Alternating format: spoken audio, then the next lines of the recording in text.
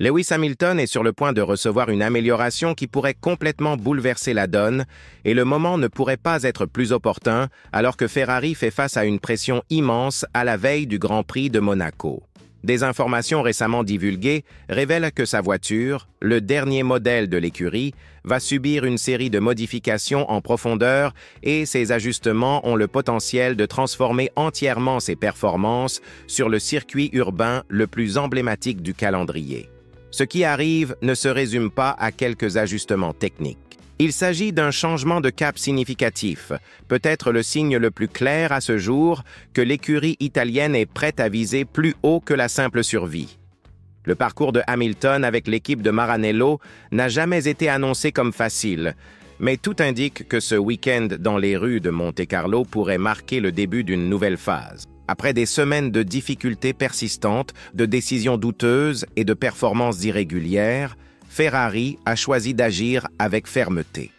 Ces solutions ont été conçues spécifiquement pour répondre aux exigences uniques de Monaco, un circuit où la position sur la grille détermine pratiquement l'issue de la course et où la moindre erreur peut coûter très cher. Consciente de l'urgence, l'équipe s'est tournée vers des stratégies ayant déjà fait leurs preuves par le passé et a décidé de les affiner davantage. Et si vous souhaitez comprendre exactement ce qui a été modifié, comment cela peut améliorer les performances de Hamilton et pourquoi cela pourrait constituer un tournant dans sa saison, restez avec nous jusqu'à la fin. Nous allons analyser en détail tous les aspects techniques de ces changements importants et ce qu'ils signifient dans ce moment décisif du championnat de Formule 1. Alors, qu'a-t-on appris? L'élément central de cette série de mises à jour est la décision de Ferrari de réutiliser un composant précédent, l'aileron arrière du modèle de l'année passée, qui a joué un rôle essentiel dans la victoire de Charles Leclerc à Monte-Carlo. Cet aileron a été spécifiquement conçu pour générer davantage d'appui aérodynamique à basse vitesse et garantir une meilleure circulation de l'air dans les virages lents, comme ceux que l'on trouve à Monaco, où la stabilité et le contrôle sont bien plus importants que la vitesse de pointe. Ce composant se distingue par des caractéristiques spécifiques telles qu'une corde plus longue, un angle d'attaque plus prononcé et des extrémités redessinées qui renforcent l'adhérence de l'arrière sans compromettre l'efficacité, notamment puisque Monaco ne comporte pas de longues lignes droites. Ce retour à un ancien design va au-delà d'un simple choix esthétique. C'est une reconnaissance explicite que le modèle actuel ne parvient pas à offrir le même niveau de stabilité que son prédécesseur dans les virages serrés. Les données issues du simulateur et des essais sur piste ont révélé une instabilité préoccupante à l'arrière de la voiture lors des phases d'accélération dans des virages comme Rascasse et Portier. Ce sont précisément ces zones qui exigent une confiance absolue dans l'arrière du véhicule. Et c'est justement ce qui a fait défaut à Hamilton depuis le début de la saison. Lors des premières courses du championnat, il est apparu clairement qu'il souffrait de pertes de traction soudaines, ce qui nuisait à ses performances. Le dernier modèle de Ferrari a été conçu selon une philosophie basée sur l'effet de sol, privilégiant la polyvalence sur des circuits comme Spa-Francorchamps ou Jeddah. Mais à Monaco, où chaque centimètre compte et où les marges sont infimes, cette polyvalence devient une faiblesse. Ce dont un pilote a besoin ici, c'est d'une précision absolue.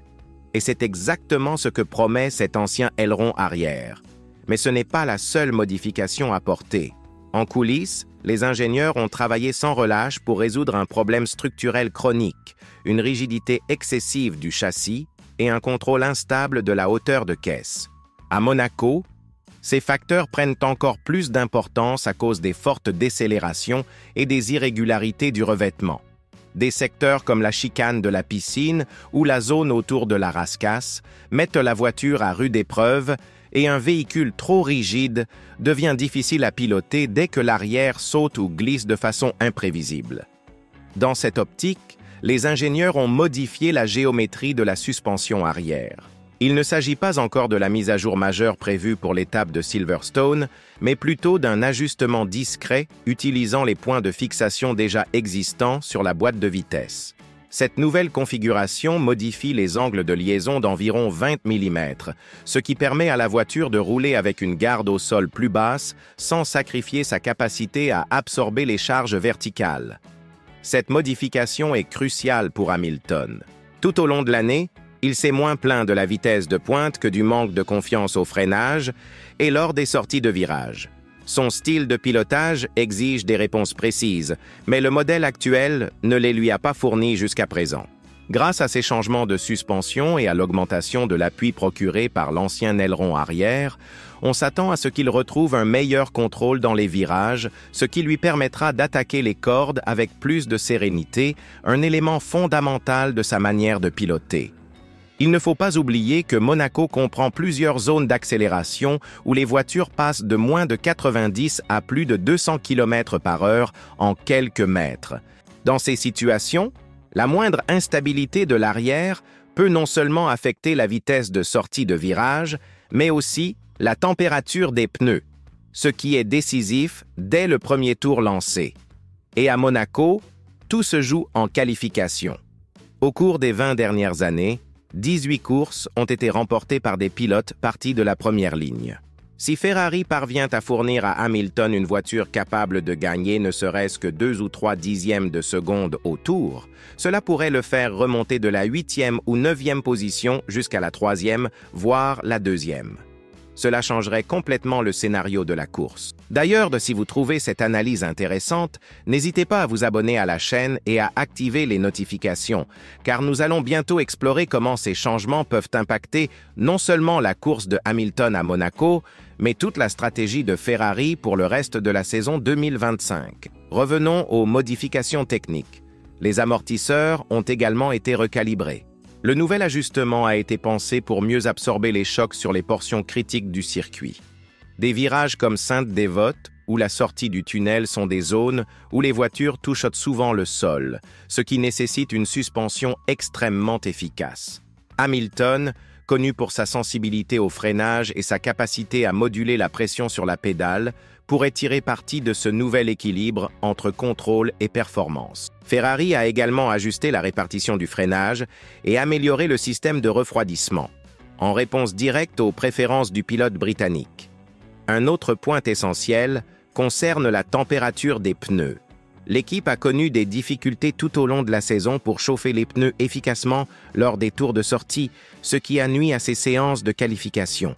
Désormais, avec un appui accru et une rigidité mécanique réduite, on s'attend à ce que la température de surface des pneus monte plus rapidement et de manière plus prévisible.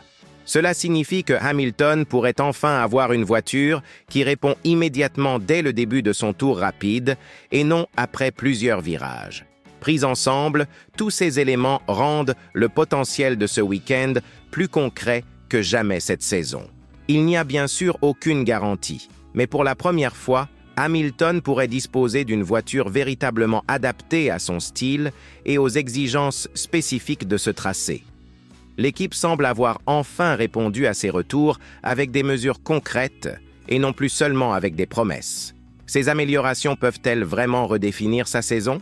Tous les indicateurs tendent vers une réponse positive. La combinaison de l'aileron arrière révisé, des ajustements de la suspension, du comportement des amortisseurs et d'un meilleur contrôle thermique des pneus place Hamilton dans une position compétitive qu'on ne lui avait plus connue depuis longtemps. Ces modifications ne sont pas le fruit du hasard. Elles ciblent précisément les faiblesses majeures du modèle actuel. Une traction instable, un comportement imprévisible et des difficultés à chauffer les pneus. À Monte-Carlo, où chaque détail compte, résoudre ces problèmes pourrait faire toute la différence entre un résultat moyen et un podium. Et au-delà des gains techniques, l'impact psychologique ne doit pas être sous-estimé. Après plusieurs week-ends frustrants, Hamilton reçoit enfin une voiture adaptée à son style, avec des réponses sur mesure et une structure qui répond à ses exigences. Cela pourrait transformer l'atmosphère dans le garage et redonner confiance au septuple champion du monde. Pendant ce temps, son coéquipier Charles Leclerc arrive à Monaco encore mécontent du résultat d'Imola, particulièrement après avoir été désavantagé par l'arrêt anticipé de Hamilton. Si le Britannique parvient à le battre à la fois en qualification et en course, cela pourrait profondément bouleverser l'équilibre interne de l'écurie. Et il ne faut pas oublier ce que représente Monaco. C'est une scène de prestige, de tradition et de pression extrême. Si Hamilton saisit cette opportunité et obtient un bon résultat, que ce soit un podium ou mieux encore, ce sera le moment où le récit de Ferrari en 2025 passera d'une saison de difficulté à un retour inattendu. Alors oui, ces mises à jour récemment dévoilées peuvent tout changer.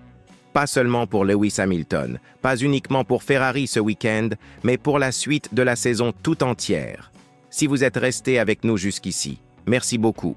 Abonnez-vous à la chaîne et activez les notifications pour plus de contenu approfondi sur la Formule 1, car l'histoire de Hamilton chez Ferrari ne fait que commencer, et Monaco pourrait bien être le tournant inattendu que personne n'avait vu venir.